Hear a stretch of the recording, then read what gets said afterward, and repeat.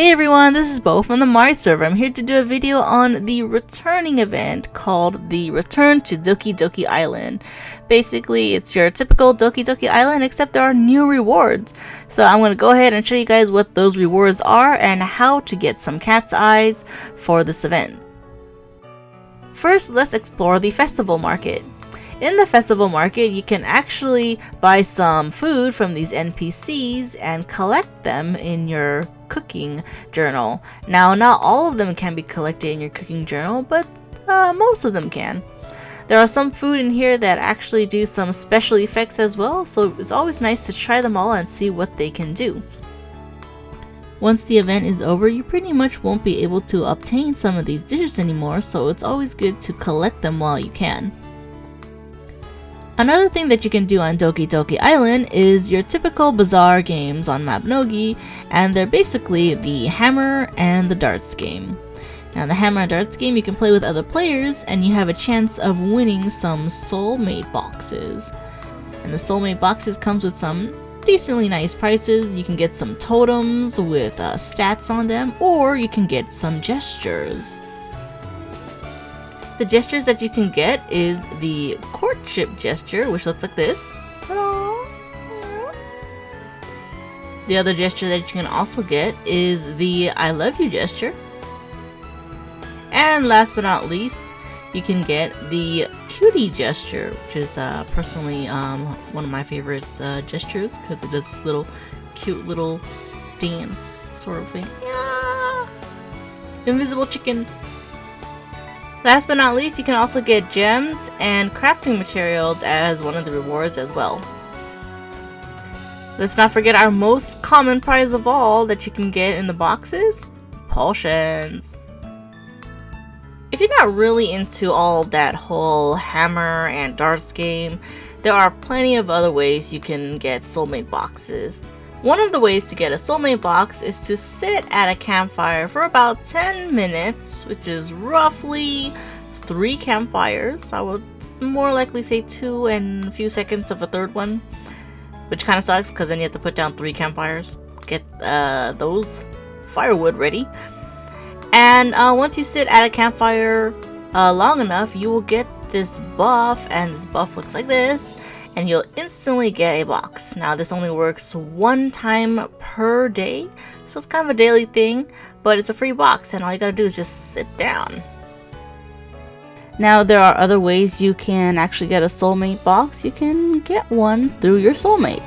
In order to do that, let's explain the matchmaking system. Now, to be part of this whole matchmaking system, talk to the matchmaker and she's gonna have you fill out this profile. And basically it's gonna quote-unquote match you with somebody with a similar profile. I don't know, I've never gotten any requests. Apparently there's nobody out there for me. But you know, don't worry if you don't get a match, because there are other ways to get a soulmate. You can actually right-click the person you want to be soulmated with and request a soulmate. Now, it's up to them entirely whether they want to accept your request or reject it. You know, don't be too hard on yourself if you get rejected. I mean, there's plenty of fish in the sea, guys. However, it's highly recommended that you do this event with somebody that you can rely on, because you're gonna need to depend on them to get those romance points up, which may take some time and will give you the couple's flight. Now, if you're one of those people that don't really want to get into this whole matchmaking system and it's all silly and you kind of find it annoying, you can actually turn off these soulmate requests by going into your settings. Just pretty much go into your settings and check off the box that says auto refuse soulmates, and you won't get any creepy stalkers sending you messages about wanting them to be your lifelong partner or temporary partner. But if you do want to be a part of it, you can basically send a request and the person will either have to say yes or no to be your soulmate. If they say yes, then you're gonna have this soulmate window pop up, and it's basically gonna show how many romance points you guys have.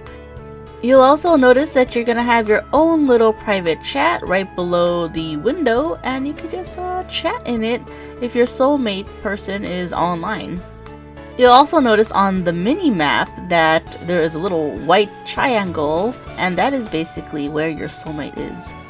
Now, like I said, you can get a soulmate box from your soulmate, and in order to do that, you have to talk to the psychology student and do this little quiz thingy. If you both choose the correct answer, you will pass the test and get some romance points. Not only that, regardless whether you pass or not, you will get a soulmate box. Unfortunately, you can only do this quest one time per day, so make sure you do it. Another way to get some romance points is by doing the little boombox dance party, Doki dance party thingy. Now, once you have a boombox, you can just basically play this with your partner all day and get some points. You don't really have a cap on it. You can literally, if you had the time, get to 100% romance points with the boombox. Just keep in mind you need to have a minimum of 50 points to get romance points. Another easy way to get romance points is literally to AFK next to your partner. Now, if you're close enough to your partner, you will see that it'll be like, your love is getting stronger, da da da. That's because every 5 minutes next to your partner will grant you 10 points. Once you receive a minimum of 20% romance points, you can go to the matchmaker and receive the flight action. Now, the flight action is basically the ability to let you fly on Doki Island. You can even request a friend to fly with you. It's kind of cute and adorable. It's just great. Unfortunately, you can't use this flight outside of Doki Island. If you want to fly outside of Doki Island, you need to receive the couples flight. The couples flight is the flight that you get once you receive 100% romance points. It's actually a different type of flight, so it's not exactly the same pose. Instead, you hold hands with your significant other or a friend when you request to fly with them. Now, keep in mind you don't have to have a couple to use this flight option. You can still fly by yourself if you want to. So I highly suggest you guys get this one, so that way you can fly outside of Erin without using a mount. The newest addition to this event is the Sweethearts flight, and it is the newest third flight option. It looks something like this. It's very adorable. You know, I mean, I can't get over the fact of how adorable it is. It even has a great idle pose when you're not flying. You're just standing there, you just kind of circle and stare at each other's eyes, like you know, Little Mermaid in the little boat scene. If you guys remember that scene. But basically, this is the new flight option that you can obtain from this event. It costs 120 cat's eyes. Yeah, redonkulous, guys. But it is well worth it. And it is definitely a permanent thing, just like all the other flights. Even if you separate, sadly, from your, you know, your significant other, you can still keep the flight option. So fret not, you're not gonna waste your time with the person. I also like this flight because it's cute with other genders using it. So if you have two guys kind of doing this flight option together, they kind of do like a buddy style by just kind of hang out in that chair and then do some sort of like friendly fist fight afterwards. It's super adorable. If you guys are curious how the female version one looks like with two female characters, it basically looks like, you know, two females hanging out, chatting, gossiping. It's very cute. Okay, so now I'm pretty sure you guys want to know how to get this flight and other rewards. Basically, you want to start here at Wegner, and he's gonna give you some quests to do. There's gonna be several of them, about 5 quests you can do, one of which I feel you should just throw out the window because it's not worth doing. But before we get on to the quest, let's see what the rewards are. If you talk to the jewel collector right next to Wegner, you'll see that he sells soulmate boxes. I don't really suggest spending your cat's eyes on those. He also provides the boom boxes, and there are 2 different kinds of boom boxes. If you guys are wondering what the difference is, the cheaper one basically is a boom box that you can only use on Doki, and the other boom box that costs a little bit more cat's eyes allows you to use the boom box anywhere off of Doki. The other rewards are pet boxes, so if you don't have a pet, this is a good time to get a pet. You have a chance of getting either a cat or a dog. No tigers, unfortunately. The rest of the other rewards are all wedding rental outfits. Now, if you ever had a wedding on Mabi, whether it be on the elf, giant, or even the human chapels, wherever they host weddings, you can rent wedding outfits, but you can't keep them. But with this event, you can keep them, so might as well get them, right?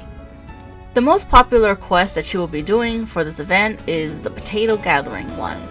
Basically, if you have a partner that has high disposition, you can quote-unquote double gather, or you can cross your fingers and hope you get a huge lucky finish off of potatoes. You're gonna need 30 potatoes for this quest, so it's gonna take a bit of time. I highly suggest you guys upgrade your weeding hoe and turn in these potato quests through your alts so you can collect more cat's eyes. The other quest requires you to collect silvervine fruits. Now, silvervine fruits only grow on Doki Doki Island. If you look on the map where I'm at, that's basically the only location you can find silvervine fruits. It's kind of annoying because there's a bunch of people always gathering from there and they don't really have too many gathering spots, so I don't suggest doing this quest unless you desperately need cat's eyes. Or if you just happen to be insanely lucky and get a huge lucky finish. Yeah. If you have rank 1 rain casting, I highly suggest you use it, because if you use rank 1 rain casting, you can gather at a potato patch 10 times versus 5 times. That's because rain casting at rank 1 doubles the amount of gathering production you can obtain, so it doesn't only work on potatoes, it can work on silvervine fruits, it can work on other gathering stuff, so I suggest if you have rank 1 rain casting, use it. Personally, for me, I suggest that you guys just straight up go fishing, because fishing is the easiest way to get cat's eyes. All you gotta do is get a fishing rod, get some bait, start fishing on Doki Doki Island, and yes, it has to be on Doki Doki Island, and AFK. Pretty much, the only fish that you will need to keep is the bluefin tuna and the salmon. Now the bluefin tuna, you're gonna have to cook it for your quest, and the salmon, you're just gonna have to get 7 of them. Once you have 7, you can turn it in. For the bluefin tuna, you're gonna need a, what is that? A cooking table? Yeah, a cooking table. Whoa! Cooking table and a cooking knife to start cooking that tuna. Don't worry if you're not a pro chef, all you need is 2 ingredients, the onion and the bluefin tuna, and you just chop away. You don't have to get a 5-star dish, it just has to be an actual completed dish, so there's no way you can mess up on this, guys, unless, I don't know, you close your eyes and start chopping things, you know, and stuff. So to do this recipe, all you gotta do is equip your cooking table and cooking knife and find the recipe called onion fried tuna. So just scroll down, find onion fried tuna, and you should be able to see the recipe and it'll show you what you need to make the dish.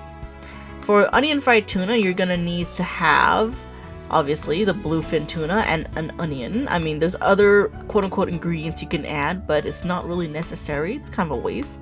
You're gonna need to have roughly about 67%-ish bluefin tuna and onion, so just go with whatever I just did right now, and then you'll get a dish. I mean, there's no way you can fail. It's just 2 ingredients, guys. Come on. Once you have 5 dishes, you can turn it into a Wegner, and you actually get 5 cat's eyes. The other quest gives you 3, so this is why I definitely do the bluefin tuna one. The last quest you might as well toss out of the window, because it actually has you giving away your cat's eyes just to get a soulmate box. So yeah, unless you want to do that. The quest is basically you metallurging for cat's eyes. You technically don't have to metallurgy for cat's eyes. You can just turn in the cat's eyes.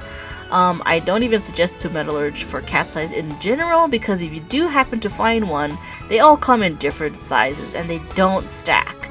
Now, they do, however, somehow magically turn into 3 centimeters, so you can stack it later, but why even? So once you turn in that quest, you actually don't get cat's eyes for it, you only get a soulmate box. So that's one thing to keep in mind, guys, if that's what you want. If you guys want more Cat's Eyes, all I can suggest is that you go on your alt characters and do the same quests and turn them in. You can share Cat's Eyes between pets and stuff, but other than that, it's just endless grind. Good thing this event is for like a month long or something like that. So that, my friend, is Doki Doki Island. There are plenty of other stuff you can kind of explore on Doki Doki Island. Lots of beautiful sceneries. There's like a concert area too, just for, you know, for fun. But that's it. Hopefully you guys like my video. And like always, guys, please stay awesome and enjoy the festivities of Doki Doki Island.